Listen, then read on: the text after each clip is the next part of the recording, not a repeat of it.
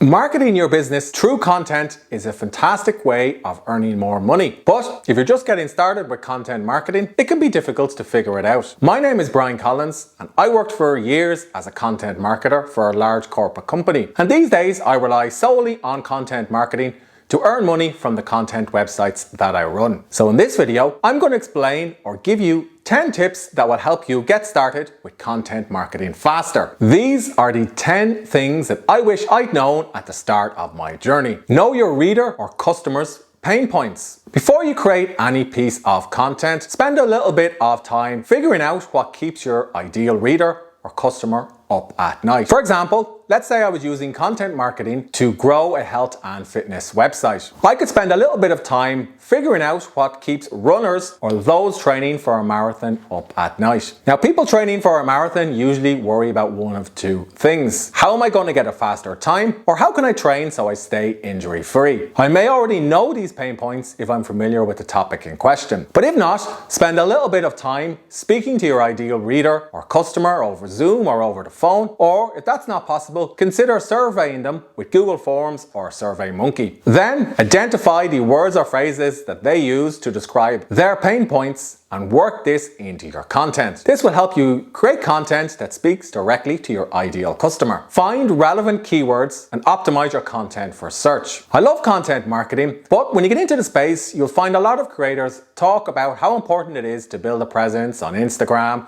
or with Facebook Reels or YouTube. And while these platforms are all great, don't forget about SEO. It can pay off handsomely over time. If you're going to invest any money or energy into creating an article or some other piece of content, spend half an hour figuring out the keywords or phrases that people are putting into Google. Taking just a little bit of time to do this and then ensuring that these keywords are present in the headline, in the introduction, and potentially in the URL gives your content a much greater chance of ranking. Now, while there's no guarantee that the article in question is going to rank overnight or even at all, usually taking this step can pay off handsomely. As an example, there are articles that I've written for my website that I spent time on 2 or 3 years ago, which are still ranking in Google search and generating ad revenue and affiliate earnings for my site. SEO doesn't need to be confusing or hard, and it is a key, if often overlooked, part of the content marketing mix. Create a relevant lead magnet. If you publish lots of great content on your site and you're getting valuable traffic, or if you've grown a fantastic social media account with loads of followers, congratulations. However, don't be too reliant on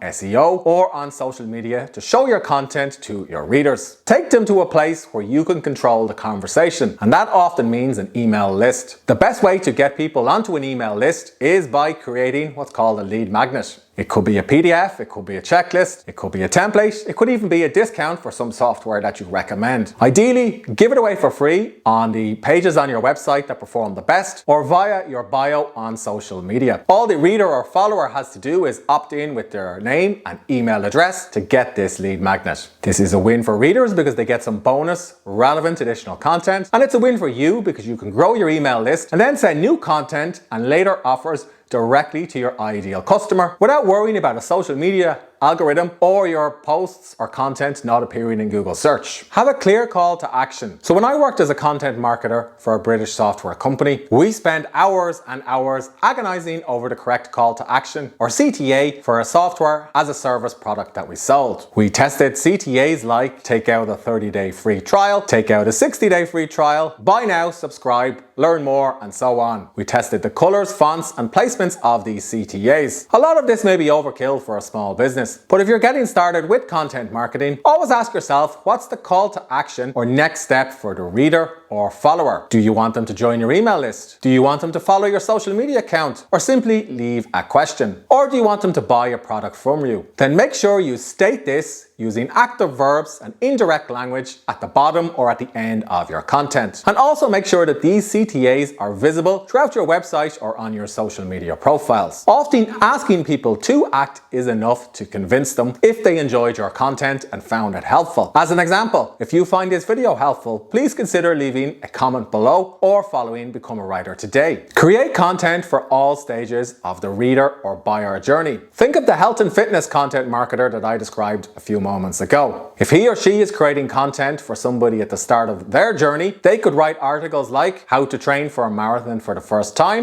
or strength and conditioning tips for new runners.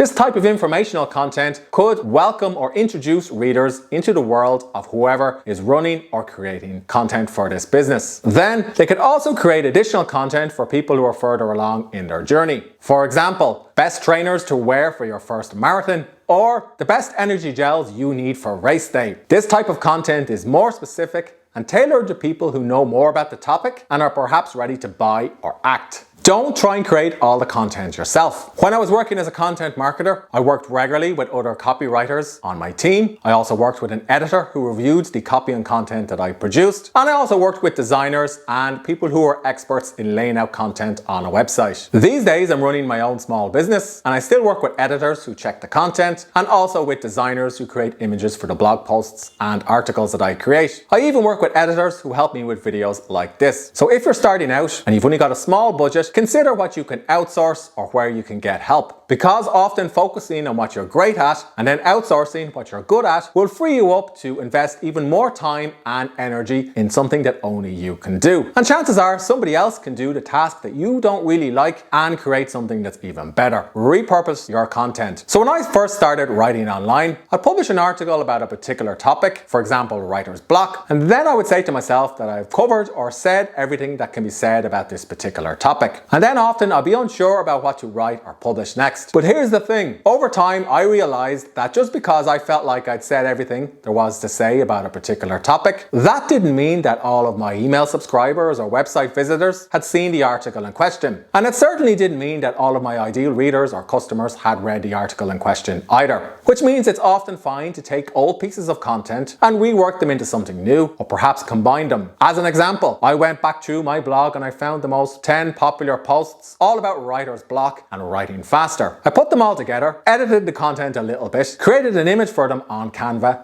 and gave the results away as a free mini ebook on my site. This was a win for me because it only took me an hour or two to create a helpful piece of content using something I already had, and it was a win for readers because they got something new and relevant which they missed first time around. Content marketers do this all the time. Set targets for your content. When I was working as a content marketer for a software company, we regularly had targets that we had to try and hit. For example, if the team was going to invest several thousand in producing a series of articles on a specific topic, we would track the amount of sessions or page views that these articles got. Using this information, we were able to figure out if we should invest more or less energy and time in the niche or niche in question. I do something similar with my content websites. So I invest a couple of grand each month into creating new content with the help of a team of freelance writers. And I usually set targets for particular types of content. These targets typically relate to page views. And if I can see a particular content format, for example, a how-to guide, or a particular writer is performing well, I'll invest more in this type of content or spend more time working with the writer in question. And I'll follow the same approach for video. For example, how many views did it get? Or for downloadable PDFs, how many people opted in to get the PDF in question? Review your performance. At the end of the month or at the end of the quarter, I like to look back at all of the pieces of content that I've created with the help of a team. And I ask myself what worked and what didn't work. What brought in more revenue into my business? And what types of content performed the best? What types of content did I think would succeed? What types of content didn't meet my expectations? And what types of content should I stop creating? It's often helpful to keep track of these metrics in a spreadsheet. This way, you can quantify your gut feel before you decide to plan the following month or quarter's worth of content. Finally, study your competitors. Spend a little bit of time figuring out who's creating content that's performing particularly well in your niche or niche. What types of content are they creating? Are they creating how-to guides or videos or roundups or listicles, or using some other type of content format? Are they getting all of their traffic from social media or from SEO? You can use tools like SimilarWeb, Ahrefs, and also SEMrush to analyze other websites and even social media profiles. Because often, rather than trying to reinvent the wheel, you can apply lessons that somebody else has acquired over the years to iterate and improve your content faster. This is something your competitors are already doing, and it's a surefire way to accelerate the growth of your small business through content creation. Do you want more content marketing tips like this? Well, then don't forget to subscribe. And if you have any questions about the tips that I've mentioned in this video, ask me in the comments section below.